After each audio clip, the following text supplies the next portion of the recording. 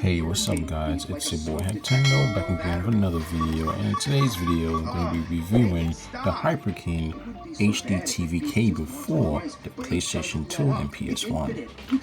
We got an aspect ratio of 4:3 by 16:9. So I'll show you guys the box. So it says HDTV cable. You got a limited warranty there. So you can see right here we got 7-foot cable, HDTV compatible, C4 PS2/PS1, HDTV compatible and quality. So there's the HDTV cable. If you guys don't know already, this actually, it's the same company that I use for my Nintendo Wii, the same cable, but this one here says it supports 720p resolution. So this is just a upscaler. It doesn't really ding your games to 480p or anything like that, and I'll get into that much later in the video. Alright, so opening up the box, we get something here. It says Let's Game on the top. On the bottom it says Keeping Retro Modern. Okay. So opening up there, right on top we get the cables and adapter in this plastic. This adapter, it also comes with a micro USB cable for power. I'm gonna get into that. And you have some your Hyperkin logo sticker. You have instructions, you got your warranty, so then you have this little part that says Let's Game, thank you for your purchase and support. That's pretty much it. Let's get into the cables. Alright, so right here is the setup for the cable. So what you have to do first is you have to use your original component cables that came with the PS2 and set it as RGB, and then you connect these cables into the PS2. If you don't do this, what will happen is you get like a green screen effect on all the pictures of the PS2 that's outputting. So I just want to get that quick thing out there for you guys. Okay, so once again guys, these cables will not output video from your PS2 up to 1080i. You know, if you guys already know, the maximum resolution that the PS2 does support is up to 1080i, not PI. Mostly for games that supports it. You know, higher games, 480p is your norm. You know, progressive mode, just like the GameCube. However, for some reason these cables, and I found this out late, so I just wanted to let you guys know this now before you guys even buy it, or if you already bought it, that why you're not seeing any progressive modes, or why resolution doesn't go up to 480p, or if you try to switch it to this game modes, it stays a black screen and then it reverts back to its default. And that's because these Hyperkin cables, they do not support 480p. Sure, it will upscale your games and whatever's coming off of the PS2 digital output up to 720p for your modern TVs, but it doesn't support 480p progressive mode. So it's just upscaling that 480i up to 720p. Some games it does look pretty good on modern TV, some doesn't, and that's unfortunate because when I bought these cables, I was thinking that, hey, you know, I would think that these cables, you know, support 480p, you know, progressive, like, you know, like I said, I have the Wii over there, which is the same brand, Hyperkin, you know, 480p, and it does support 480p for both Wii games and GameCube games. So I was thinking the PS2 cables will be, you know, different, but it doesn't really do it, and I don't know why. Sorry, I do know why. So they actually put out a statement saying that something about it was complicated for them to do, so they instead made it an upscaler. My theory is maybe because it's for both PS1 and PS2, and you know, the PS1 doesn't really support 480p, so maybe that's my thing. You know, they should just release this as a standalone product for the PS2. And I really don't understand why they couldn't do it, because you know, it even has it in its own power supply. You cannot use this adapter without plugging in that power supply.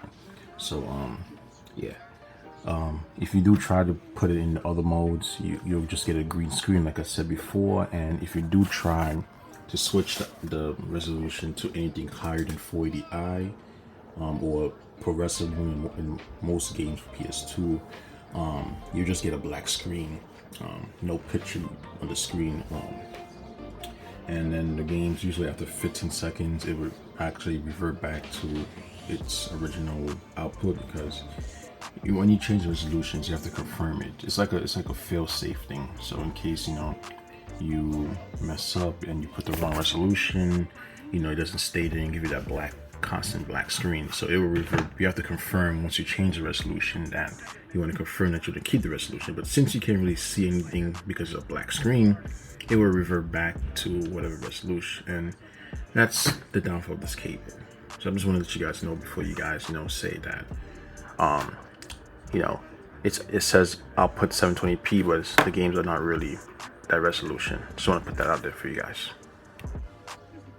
Okay, so looking at the Hyperkin HDTV cable for PS2, we have the micro USB. This is what powers the unit. This is required to even use it. If you don't plug it in, it doesn't work. And what is that? This looks worn out. It's like they didn't do any quality control for this. Well, as long as it works, don't really care. But wow, that's really bad. Anyway, so yeah, you need this cable to power up the unit, and it connects to the bottom over there. So by looking at the front here, you have your Hyperkin logo with this ratio switch, 16:9 to 4:3. Your micro power, that's how powers the adapter. You will have to plug in the other end to a USB port, either on the PS2. Right, so underneath here you got some vents. You got the Hyperkin. So on the other hand, we have your multi-digital out, which connects to the PS2.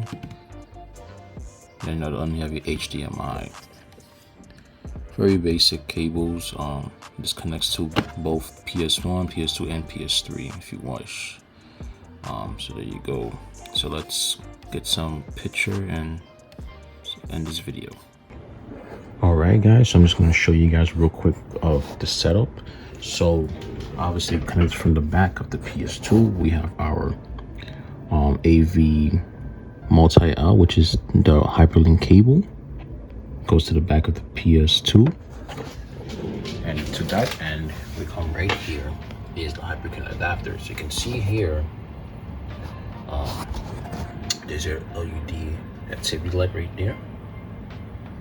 You have your switch right here, which turns into 4:3 or 16:9. I'll leave it on 16:9 to be honest.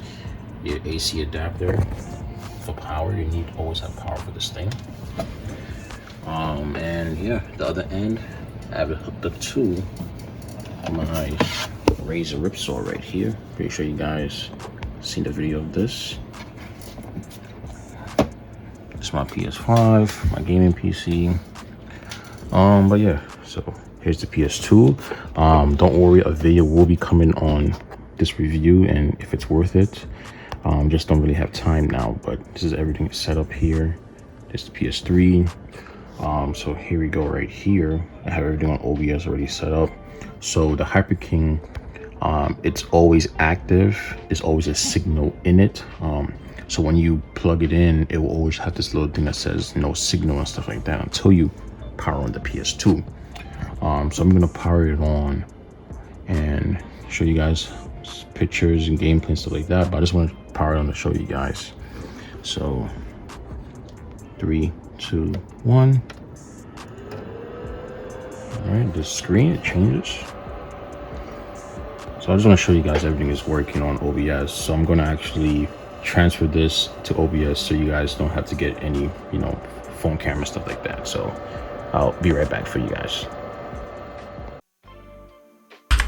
Alright guys, so you can see here, like I said on the recorded footage, that whenever you plugged in the Hyperkin cables to the PS2 to your TV or whatever input, it will always be active. It will always show there's no signal. Now if it detects that there's no signal coming from either your PS1 or PS2, it will automatically go into a power saving mode, and that blue and red LED that you guys saw, it will turn to just red, which means it's in standby mode, which is in sleep mode, which means it's not really taking as much power as it's being active. So don't worry, it does not stay like this for a while, you know, because let's say you just have it plugged. Because me personally, I always disable my power switch on my game consoles when I'm not using them. So for those of you who don't do that, you know, you probably are saying that, well, that means it's going to drain power. Yes, it does drain power when you're standby, but I believe it's 20 minutes and it automatically goes into standby mode, which means it's off. In order for you to awaken it, it's either you reconnect, you turn on your PS2, PS1, whatever you have it connected to, and it would boot right back up. So I'm gonna put on my PS2 just to show you guys how it looks here on the raw footage. So 3, 2, 1. All right, so we got no signal. It turned off, and there's the Sony Computer Entertainment. Okay. Here you go. All right. Don't really have a game inside, so there you go. So if you guys did a quick glance, this is a modded PS2, jailbroken, whatever you want to say it. So this is all what I have on these memory cards, all these games and stuff like that. So I have 2 memory cards. No, these do not have free boot on it. I installed free HD boot, which is something entirely different. So yeah, so you know, so yeah, so I'm gonna let's get a game, and I'll be right back. So one thing I forgot to mention to you guys is, again, when you plug in these cables, well, before you even plug it in, using your original PS2 RCA cables or whatever cables came with it, you want to make sure and head into the configuration, and you want to head down to component video out, and you want to make sure that it is set to RGB. By default, it should already be set to RGB, but if you had component cables like, you know, the blue, green, red cables, it will be set to YCB, PB, CR, PR. However, if you don't switch these, and I'm going to click on this one, what happens is it displays green. Everything, it turns green. And usually this option right here is what you'll select to get a progressive mode, 480p. Unfortunately, like I said, these cables do not support progressive 480p. It just upscales your whatever's playing from the PS2 to 720p. So which means it's not really, you're not getting a progressive mode feature compared to the Hyperkin cables for the Nintendo Wii, which I have, and I believe I reviewed it already. That pushes out true 480p. It upscales and it pushes 480p progressive mode. However, for the PS2 and PS1, it doesn't support progressive mode 480p. So you will be playing your games in its default 480i, just upscaled to 720p. So games like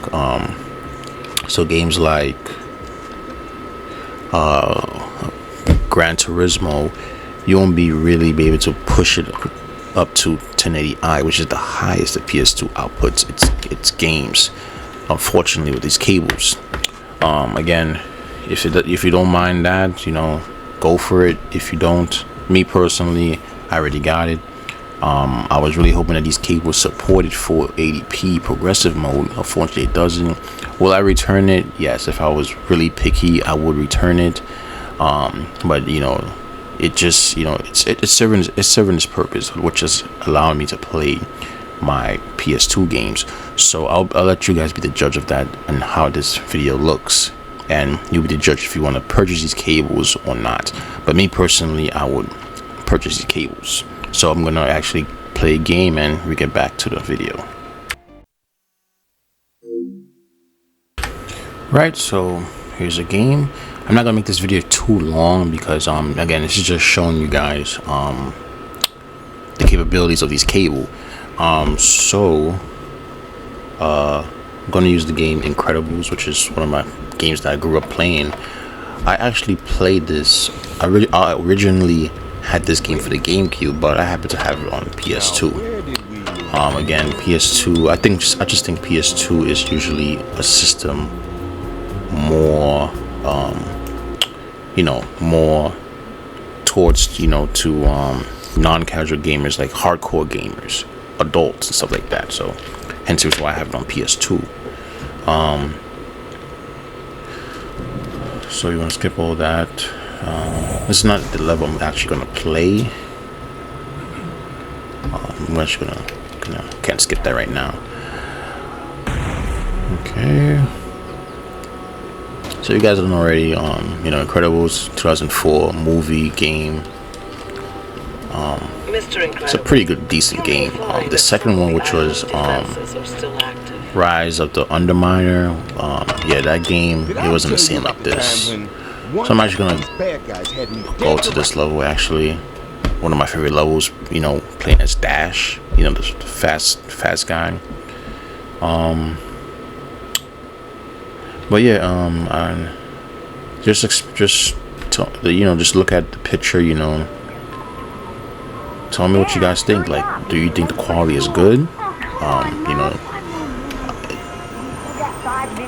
I don't know if this is, it looks good to me. I know there's other alternatives like better, but I think this looks good to me. So playing as Dash.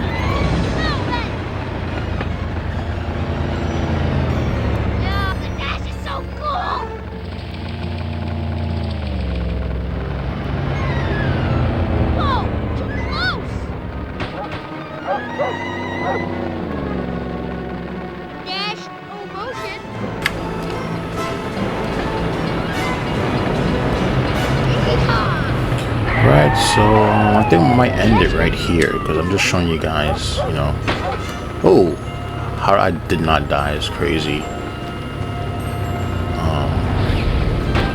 But yeah, I think we'll end it here. I'm just showing you guys, how it plays and runs. There's no lag, there's no input lag or nothing like that. You get the full, true one-to-one ratio of the game that's running on the PS2. But yeah.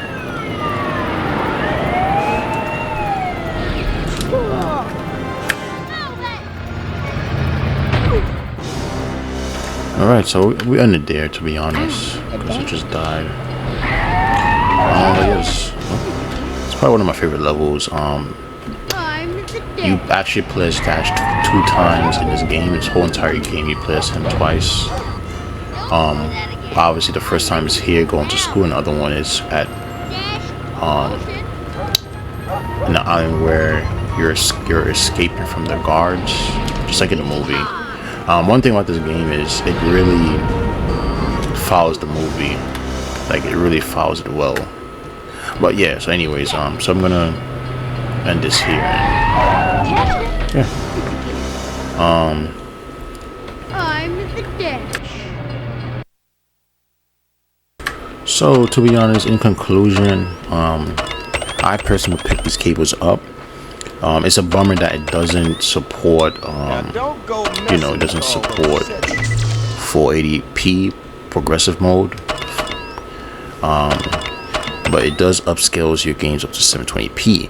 But if you do, I personally would take that 480p progressive, because that's what makes the games a little bit more sharper. compared to the Nintendo Wii. As you guys already know, playing Wii games on a modern TV, especially in 480i, is not the go. It's not the best way to play games. You at least need 480p progressive, excuse me, because that is what pushes the game. You know, it makes it way more better looking. So yeah, so in conclusion, I'll say I'll make the purchase. You know, I'll go with the cable. You know, it's a good cable. You know, it does what it's supposed to do, which is, you know, plays your PS2 on modern TVs using HDMI. It can't get any more convenient than that. Yeah, I think that's pretty much it for this video, guys. So in the future, when I have time, I will be doing a review on the PS2. You know, what's on it, mods. As you guys can see on the screen, I got free McBoot. Well, it's not really called free McBoot anymore. It's called free HD boot, because, you know, it's two different methods to install and jailbreak your PS2. I'll go over, you know, the model that I have, you know, what I did to it. I recently did open it up, I tear it down and replace the thermal pads. Unfortunately, again, the footage of that will be, you know, maybe another video in the future, who knows. But yeah, just been really busy lately, you know, with, you know, live work and stuff like that. So, you know, we'll get back to making these videos for you guys to watch. Other than that, guys, thank you for watching this week's video, and I'll see you guys in the next video. Bye for now.